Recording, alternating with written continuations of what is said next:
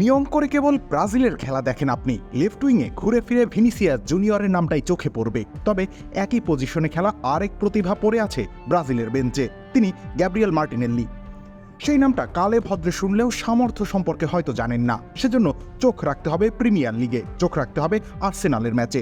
এই যেমন লেস্টার সিটির বিপক্ষের ম্যাচটা, 1 গোল আর 1 অ্যাসিস্ট করে অন্যতম সেরা পারফর্মার বনে গিয়েছেন এই তারকা। জুরিয়ান টিম্বারের বাড়ানো বলটা তিনি পেয়েছিলেন ডি বক্সের ঠিক বাইরে, এরপর ডান পায়ের শটে গোলরক্ষককে পরাস্ত করতে কোনো ভুল হয়নি তার।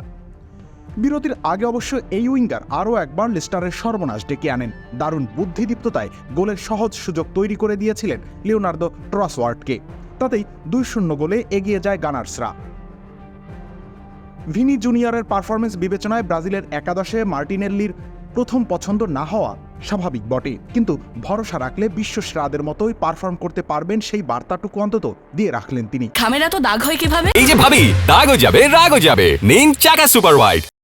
এখন প্রশ্ন, ব্রাজিলের কোচ কি লেস্টারের বিপক্ষে তার খেলা দেখেছেন?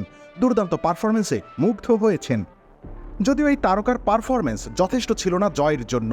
জেমস জাস্টিনের জোড়া গোলে আর্সেনালকে প্রায় ধরাশয়ী করে ফেলেছিল সফরকারীরা, তবে অন্তিম ক্ষণের নাটকীয়তায় রক্ষা পায় আর্তেতার শিষ্যরা।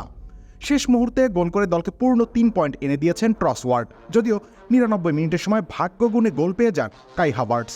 তাতেই সমানে সমানে লড়াই হওয়া ম্যাচটার স্কোরবোর্ডে ফুটে উঠল একতরফা আধিপত্য। এর মধ্য দিয়ে শিরোপার লড়াইয়ে নিজেদের অবস্থান আরও শক্তপোক্ত করল দলটি। আপাতত 6 ম্যাচে তাদের পয়েন্ট 14, কেবল লিভারপুল আর অ্যাস্টন ভিলার সুযোগ রয়েছে ষষ্ঠ রাউন্ডের পর তাদেরকে ছাড়িয়ে যাওয়ার। রবিউল ইসলাম রনি, খেলা 71।